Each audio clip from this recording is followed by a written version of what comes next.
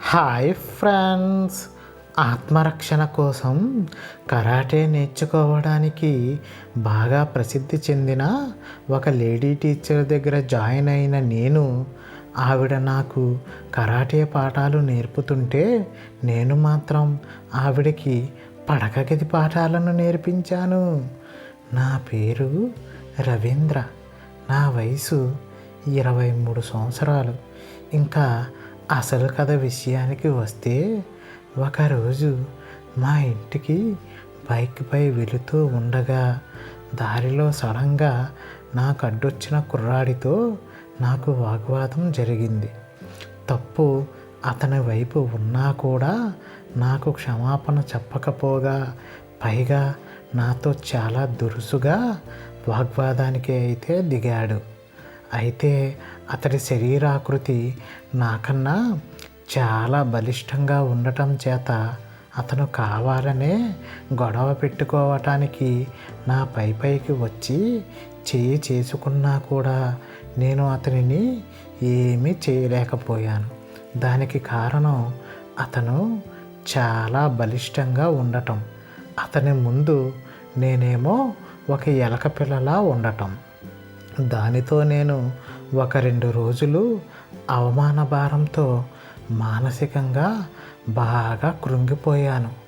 అప్పుడే నాలో తెలియని బాధ, కసి అనేవి మొదలయ్యాయి. ఎలాగైనా కరాటే విద్యను అభ్యసించాలి అని మనసులో గట్టిగా అనుకున్నాను. అందుకోసం కరాటే విద్యలో బాగా ప్రసిద్ధి చెందిన శాంతి మేడం గారి దగ్గరికి విద్యను అభ్యసించడానికి వెళ్ళాను. అయితే నేను వెళ్ళేటప్పటికీ మేడం గారి దగ్గర 200 మంది పైగానే విద్యార్థులు విద్యను అభ్యసిస్తూ చాలా బిజీగా ఉన్నారు. అలా 6 గంటలు వెయిట్ చేసిన తరువాత మేడం గారు నన్ను కలవటానికి పర్మిషన్ ఇచ్చారు. అయితే మేడంను కలిసిన నేను ఎలాగైనా సరే కరాటే విద్యను అభ్యసించాలి అనే కృతనిశ్చయంతో ఉన్నాను అని చెప్పాను. దయచేసి నాకు విద్యను నేర్పించండి గురువుగారు అంటూ ఆవిడ పాదాలపై పడి బ్రతిమలాడాను. అలా నా మాటలు విన్న మేడం గారు, నీలో సహనం నాకు బాగా నచ్చింది. నువ్వు ఎంతసేపు వేచి ఉండగలవో అని పరీక్షింపదలిచి నేనే కావాలని నిన్ను చాలాసేపు వెయిట్ చేయించాను అని మేడం గారు నాకు చెప్పారు.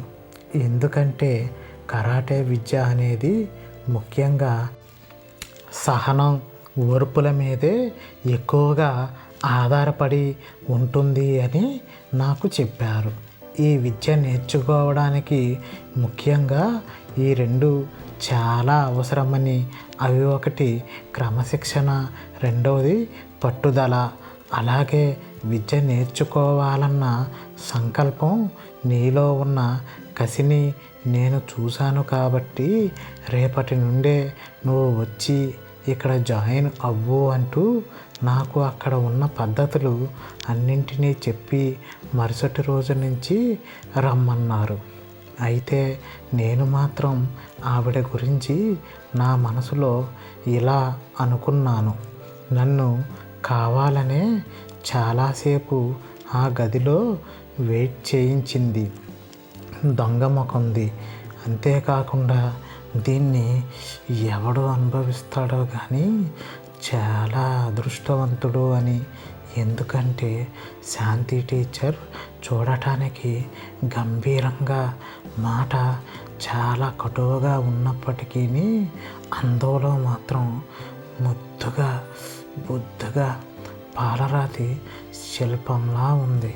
ఇంకా బుగ్గలైతే మాత్రం జున్ను ముక్కల్లా ఉండి కొరుక్కుని తినేసేయాలంత కసిని నాలో పెంపొందించాయి. ఒక్క మాటలో చెప్పాలంటే అందమే అసూయపడేలా ఉన్న ఒక అందాల భరిన ఆమె. అయితే శాంతి మేడం గారు చెప్పినట్టే నేను మరుసటి రోజు నుంచే కరాటే విద్యను అభ్యసించడానికి రోజు అక్కడికి వెళ్ళి నేర్చుకుని వస్తూ ఉండేవాడిని. కళ్ళు మూసి తెరిచేలోపే అలా ఒక 5 నెలలు గడిచిపోయాయి. అయితే ఉన్నట్టుండి అకస్మాత్తుగా ఒకరోజు మేడం గారు నేను నేర్చుకున్న విద్యని పరీక్షింపదలిచారు. అందుకు గాను అక్కడ ఉన్న ఒక అబ్బాయితో నాకు పోటీని ప్రారంభించారు. ఆ అబ్బాయి నన్ను అన్ని విధాలుగా ఓడించాడు. అయితే నేను ఆ అబ్బాయితో కనీసం పోటీ పడలేక చాలా ఈజీగా పడిపోవడాన్ని గమనించిన శాంతి మేడం అందరి ముందే నన్ను తిడుతూ చాలా అవమానించసాగారు. పైగా అది కో ఎడ్యుకేషన్ కూడా కావటంతో ఒక్కసారిగా ఆడపిల్లలందరూ ఫక్కున నవ్వటంతో నాకు చాలా సిగ్గుగా అనిపించింది. దీనికి తోడు ఈసారి మరలా ఒక ఆడపిల్లతో నాకు పోటీని ప్రారంభించారు. ఆ అమ్మాయి చేతిలో కూడా నేను దారుణ పరాజయం పొందడంతో నాకు తల కొట్టేసినంత పని అయ్యింది. పైగా నాలో అవమాన భారం 2 ఉద్భవించింది. నువ్వు దేనికి పనికిరావు, వెళ్ళి మీ ఇంటి దగ్గర పందులను కాచుకో అంటూ శాంతి మేడం నన్ను తీవ్ర స్థాయిలో అవమానించసాగింది. అప్పుడే నాలో విద్యను తొందరగా నేర్చుకోవాలన్న కసి 10 రెట్టింపు అయ్యింది. ఈసారి మాత్రం నా సాయశక్తులా ఒక 2 నెలలు గట్టిగా కష్టపడి పూర్తిగా విద్యను నేర్చుకున్నాను. ఈసారి కూడా మరలా పోటీని ప్రారంభించారు.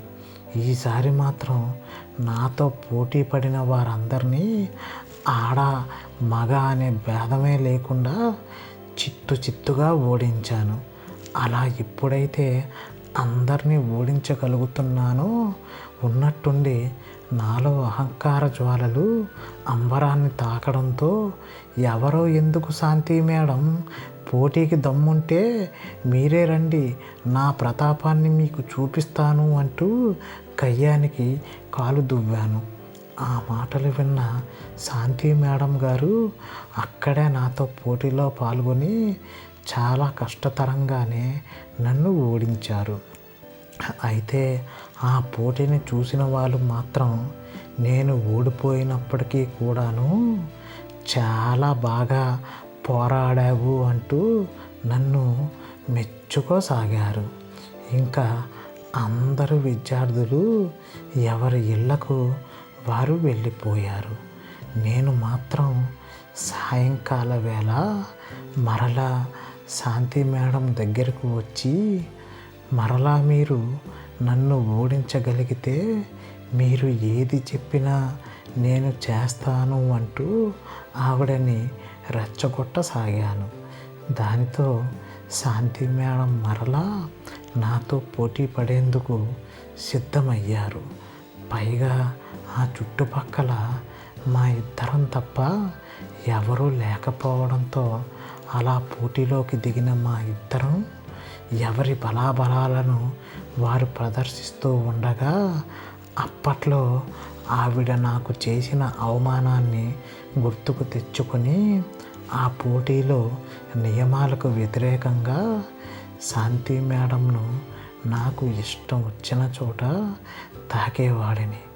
ఆవిడపై బలవంతంగా నా బలాన్ని అంతటినీ ప్రయోగించి ఆవిడపైన నా ముచ్చటను తీర్చుకునే ప్రయత్నం అయితే చేయసాగాను. దానితో నా ఉద్దేశాన్ని పసిగట్టిన శాంతి మేడం, చీ వదులురా నీచుడా అంటూ కాపాడండి కాపాడండి అంటూ గట్టిగా కేకలు వేస్తూ కుయ్యో మర్రో అంటూ ఆర్తనాదాలను పెట్టసాగింది. ఆ ఆర్తనాదాలను విన్న నాలో ఉన్న తొంటరిగాడు తనను బలవంతంగా పైగదిలో ఉన్న బెడ్రూమ్లోకి తీసుకుని వెళ్ళి తన వస్త్రాలను లోదుస్తులను అన్నింటినీ చెల్లాచెదురుగా చింపి పడేశాను. తనపై విచ్చలవిడిగా ముద్దుల వర్షాన్ని కురిపిస్తూ నాలో ఉన్న మన్మథ బాణాలను ఒక్కొక్కటిగా శాంతి మేడంపై వదలసాగాను. దానితో తప్పించుకునే దారి లేక, ఇంకా చేసేది ఏమీ లేక శాంతి మేడం పూర్తిగా నాకు లొంగిపోయింది. అలా 1 గంటన్నర పాటు జరిగిన ఆ పోరాటంలో నేను విజయం సాధించాను. ఇక ఒంటిపై నూలుపోగు కూడా లేని శాంతి మేడంను అక్కడే నగ్నంగా వదిలేసి నేను మా ఇంటికి వెళ్ళిపోయాను. అయితే ఈ సంఘటన జరిగిన తరువాత 1 వారం రోజుల పాటు నేను మరలా అక్కడికి వెళ్ళలేదు.